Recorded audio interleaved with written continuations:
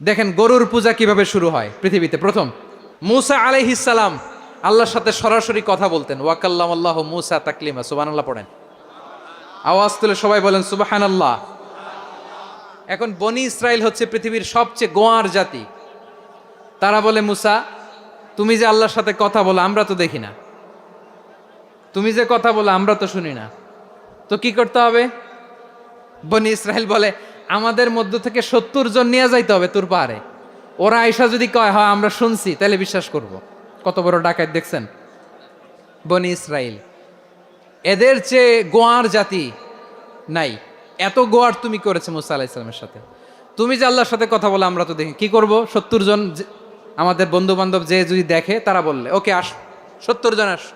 70 জন নিয়ে গেল। মুসা আলাইহিস সালাম হারুন আলাইহিস সালামকে খেলাফা দিয়ে গেলেন, আল্লাহ ওনাকে নবী বানালেন। মুসা আলাইহিস সালাম বললেন, হারুন খবরদার, বনি ইসরায়েলের মধ্যে তাওহীদের বাণী প্রচার করবা, ঐক্য ধরে রাখবা, বিচ্ছিন্ন হতে দিবা না। চলে গেছে। এইদিকে বনি ইসরায়েলের এক দুষ্ট লোক ছিল, নাম সামিরি। কি নাম? সামিরি।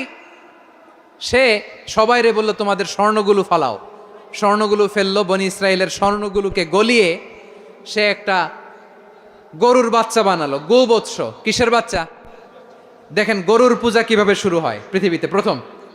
গোবৎস পূজা, গরুর বাচ্চার পূজা কিভাবে। সে স্বর্ণগলি গরুর বাচ্চা করে জিবরাইল আলাইহিস সালাম যে জমিনে এসেছিলেন, ওই ফেরেশতার পায়ের নিচের একটু মাটি সে বুদ্ধি করে প্যাকেটে রেখে দিছিল।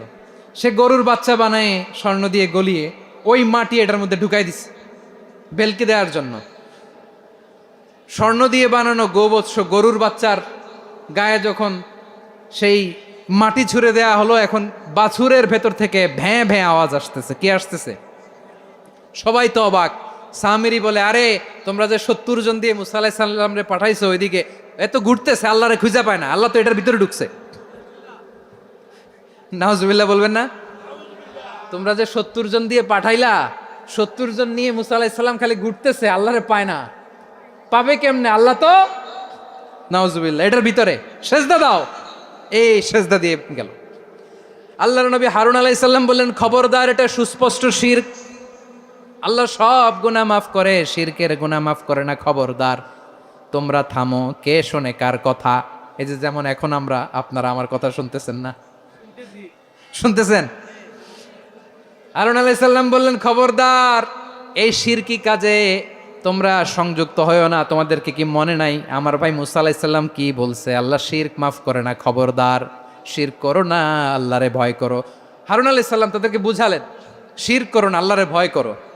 শুধু এতটুকুই তিনি বুঝালেন, দাওয়াতি কাজ পালন করলেন, কিন্তু প্রতিরোধ করেন নাই, সশস্ত্র সংগ্রামে লিপ্ত হন নাই, বাধা দেন নাই। কারণ গৃহযুদ্ধ বেঁধে যেতে পারে। উনি ভাবলেন, আমি যদি আমার বাহিনী নিয়ে দাওয়াত দেওয়ার সাথে সাথে প্রতিরোধ করি, আক্রমণ করি, ওরাও আমারে আক্রমণ করবে, ব্লাডশিড হবে, রক্তপাত। এমন অবস্থা হবে বনি ইসরায়েলের মধ্যে, যেটা হয়তো আমার ভাই মুসাও কন্ট্রোল করতে পারবে না। সুবহানাল্লাহ কইবেন না? এক একজন নবীকে আল্লাহ তাআলা কি ইন্টেলেক্ট দিয়ে পাঠিয়েছেন। তিনি ভাবলেন, আমি দাওয়াতি কাজটাই করি, এটা যে হারাম এটা থেকে শুধু বারণ করি, কিন্তু প্রতিরোধ না করি। আমি যদি ঐক্য ধরে রাখতে পারি, বাকিটা আমার ভাই সামলে নেবে। সুবহানাল্লাহ। হারুন আলাইহিস সালাম প্রতিরোধ করলেন না। বনি ইসরায়েলের মধ্যে গৃহযুদ্ধ বেঁধে যাওয়ার আশঙ্কায় প্রতিরোধ করলেন না, আক্রমণ করলেন না, শুধু দাওয়াত দিলেন। ইন দ্য মিন টাইম মুসা আলাইহিস সালাম আল্লাহর সাথে কথা বলে যখন ফিরে আসলেন, দেখলেন বনি ইসরায়েলের অধিকাংশ লোক মুশরিক হয়ে গেছে। মুশরিক হয়ে গেছে। মুসা আলাইহিস সালাম রেগে গেলেন। রেগে প্রথমে বনি ইসরায়েলদেরকে অ্যাটাক না করে ভাইয়ের দাড়ি ধরলেন। হারুন আলাইহিস সালামের দাড়ি আর চুল। মেজাজি নবী ছিলেন। হারুন, তুমি কি করলা? তোমার কি দায়িত্ব দিয়ে গেলাম, তুমি কি করলা? তুমি থাকতে বনি ইসরায়েল কেমন করে শিরকের কাজে নিমজ্জিত হয়ে যায়? সাইয়েদনা হারুন আলাইহিস সালাম বললেন, ইন্নী, কোরআন সাক্ষী, কোরআন থেকে কোট করছি, ইন্নী খাশীতু আন তাকুলা ফাররাকতা বাইনা বনি ইসরাঈলা ওয়া লাম তারকুব কওলি। ও আমার ভাই, আমার দাড়ি ধরবেন না, আমার মারবেন না। আমি ভয় করেছি, আমি ভয় পেয়েছি, না জানি আপনি বলেন তুমি কেন খাশীতু আন তাকুলা ফাররাকতা বাইনা বনি ইসরাঈল, আপনি এসে আমারে যদি বলেন তুমি কেন ঐক্য ধরে রাখলে না, কেন মারামারি হলো, কেন রক্তপাত হলো? তোমার কি এই দায়িত্ব আমি দিয়েছিলাম? আমার কথার দিকে কি তুমি ভ্রুক্ষেপ করো নাই? আমি যে বলছি তাওহীদের বাণী প্রচার করবা আর ঐক্য ধরে রাখবা, আমার কথা কি শোনো নাই?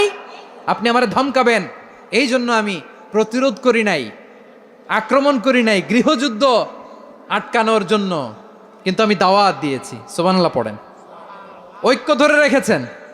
মুসা আলাইহিস সালাম মুহূর্তেই সামিরীকে আক্রমণ করলেন, অ্যাটাক করলেন, শাস্তি দিলেন। মুহূর্তেই ওই গোবৎস গরুর বাছুরকে ভেঙে চুড়ে মেসাকার করে সাগরের মধ্যে ভাসিয়ে দিলেন। পুরো বনি ইসরায়েলকে আবার তাওহীদের উপর প্রতিষ্ঠিত করলেন। পড়েন সুবহানাল্লাহ। এই ঘটনা থেকে শিক্ষা কি? শিক্ষা হচ্ছে আপনি শিরকের আড্ডাখানা দেখলেও বৃহৎ স্বার্থে তাওহীদের দাওয়াত দিবেন, প্রয়োজনে আপনি ঐক্য নষ্ট করবেন না। সুবহানাল্লাহ পড়বেন না? তাহলে ঐক্যের গুরুত্ব বেশি না কম বলেন? আওয়াজ করে বলেন। ওয়াতাসিমু বিহাবলিল্লাহি জামিআ, আল্লাহর রশিকে আঁকড়ে ধরো। ওয়ালা তাফাররাকু, তোমরা বিচ্ছিন্ন হয়েও না। পেকুয়ার ভাইয়েরা আওয়াজ করে বলেন তো, আদেশটা কার? এখন বলেন, আমাদের ঐক্যবদ্ধ জীবনের দরকার আছে না নাই?